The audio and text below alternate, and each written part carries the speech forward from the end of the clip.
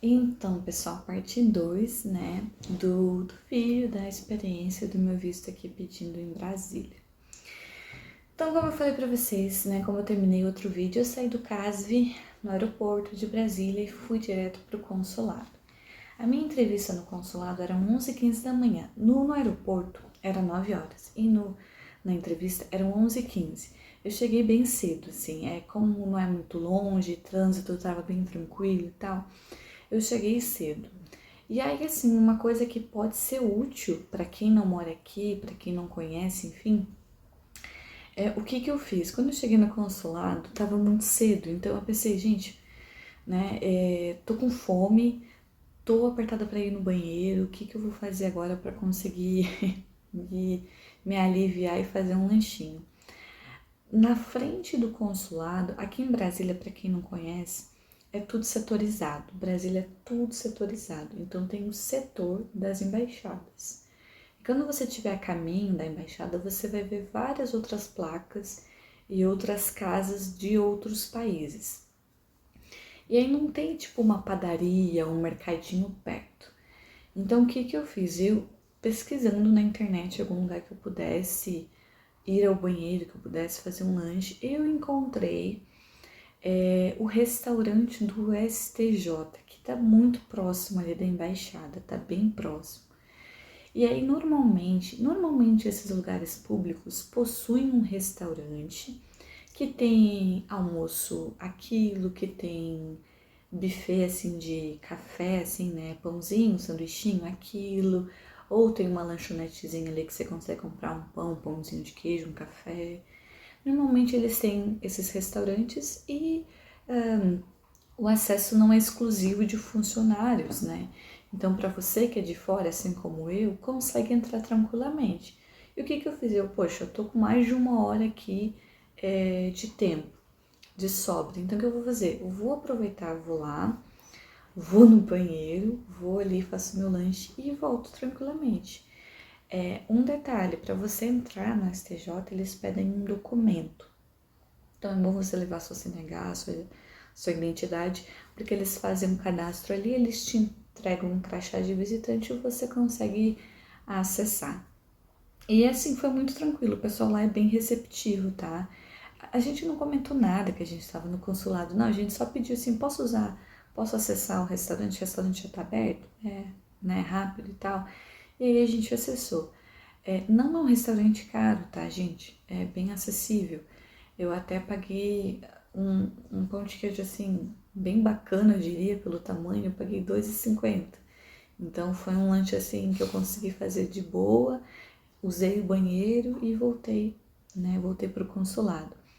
Quando eram mais ou menos umas 10h40, eu entrei no consulado. De fato, ali tem um estacionamentozinho também. Na verdade, assim, o estacionamento, para quem tá indo de carro, ele é num terreno mesmo. Você vai ter que subir numa calçadinha onde tem uma parte assim de terra mesmo. É ali onde você consegue estacionar, não tem outro lugar para estacionar. A não ser que você estacione numa outro. Cada embaixada tem estacionamento. Então, as embaixadas estão todas próximas. Então, às vezes você estaciona numa mais próxima e vai caminhando também. Mas bem ali do lado do consulado tem um estacionamento que é basicamente um terreno assim, que só tem terra e o pessoal sobe ali na calçada e estaciona por ali. Na frente também do consulado tem um quiosquezinho de comida. Eu não vi como que era o quiosquezinho e eu acredito que não tenha banheiro, então eu preferi ir pro STJ porque eu tava bem apertada. Além do quiosque, também tem um guarda-volumes para quem precisar guardar bolsa. Eu, como estava de carro, eu consegui guardar meu celular no carro, mas eu não sei se você pode entrar com seu celular no consulado. As pessoas dos vídeos que eu assisti disseram que não podia, então eu evitei qualquer tipo de transtorno e deixei no carro. Então, essa parte aí externa acho que eu consegui dar uma descrição melhor. Entrei no consulado e eu estava simplesmente procurando aquelas filas que todo mundo fala que em São Paulo e no Rio tem, e eu não encontrei essas filas em Brasília, né? Eu cheguei assim, eu no portão logo que tem, a entrada lá para trás. Nesse espaço que tem aqui para frente, tem um espaçozinho que tem bancos, então para quem tá acompanhando, que não vai entrar, tem um banquinho ali na frente que você pode sentar sem problema nenhum. E aí logo à frente desses banquinhos tinha os equipamentos de fila, das filas. Mas, gente, não tinha ninguém em pé ali, tá? Não tinha ninguém ali. E aí eu até fiquei, será que eu tô no lugar certo? Porque cadê as filas que o pessoal tanto fala? Aí logo um rapaz, né, me chamou, é pra entrevista, pode vir até aqui e tal.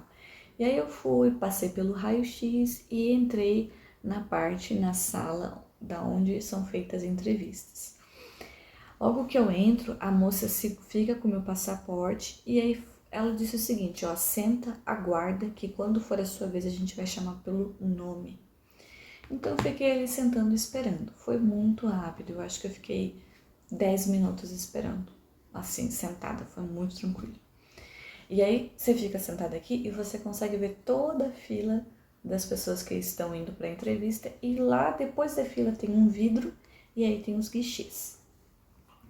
Aí ela me chamou, fui me direcionar para a fila. Fui com a minha pastinha, levei uma pastinha transparente com os documentos que eu achei pertinente levar e fui para a fila e fiquei ali esperando.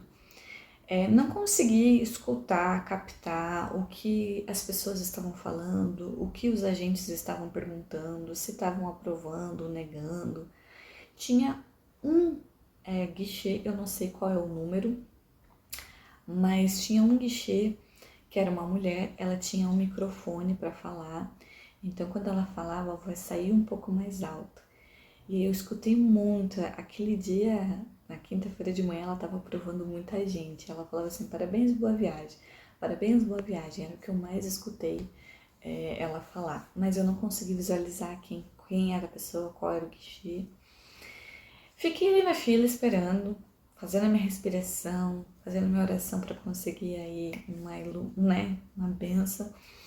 E fui pro guichê 4, né? A moça me direcionou pro guichê 4.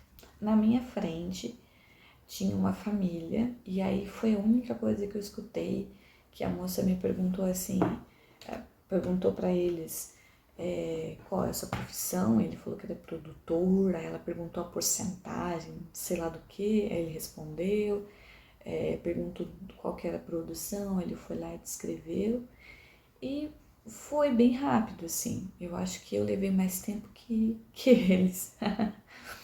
E aí chegou a minha vez. Ela primeiro me perguntou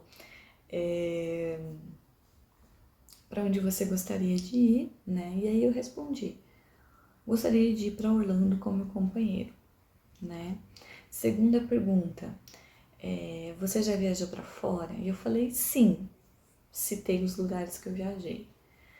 Terceira pergunta, aí ela falou assim, você quer viajar com seu companheiro, por que você tá pedindo seu visto sozinha? E aí eu comentei, né, o meu companheiro já tem o visto, eu, Sara, levei o visto dele, então ela falou, então você tem aí, me mostra. Aí a sorte que eu levei o visto e mostrei pra ela, desculpa. O guichê 4, se alguém for aqui em Brasília, não sei se muda as pessoas, tá? Mas é uma mulher, pele bem clara, ela usa um óculos quadradinho assim, pequenininho, marronzinho assim, o cabelo aqui mais ou menos nesse comprimento, cabelo liso, castanho. Não achei ela muito simpática, nem muito antipática. Achei ela tranquila, assim, bem razoável. Tá, me perguntou por que eu estava pedindo sozinha, né, se eu queria viajar em casal.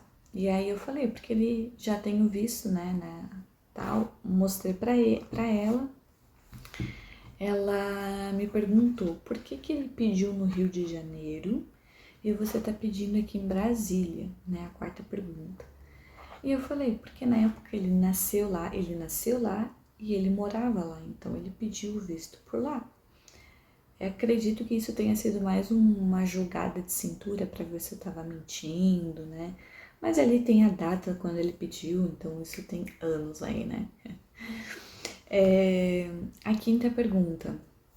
Você é casada há quanto tempo?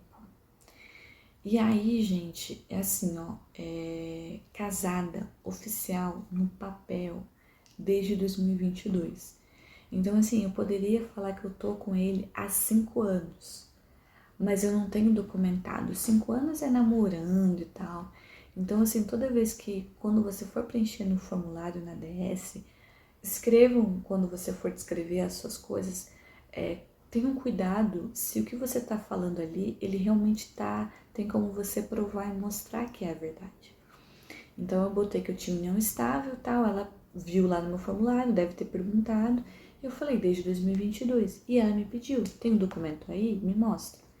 Apresentei minha certidão. Então, se eu falasse 5 anos, como é que é? Não tá batendo aqui o que você falou e o documento. Então, se atentem a isso. Aí a sexta pergunta, ela me perguntou do nada de novo. Você quer ir pra onde mesmo? E aí eu falei, Orlando. Eu acho que era mais uma pegadinha para ver se eu realmente ia responder corretamente, como na primeira pergunta. Na sétima pergunta, ela me perguntou a minha profissão. Eu falei, atualmente sou dona de casa. E aí perguntou a profissão do meu companheiro. Eu fui lá e descrevi certinho com quem que ele trabalha. Ela perguntou, aí a outra pergunta, olha, foram umas 8, 9 perguntas aí.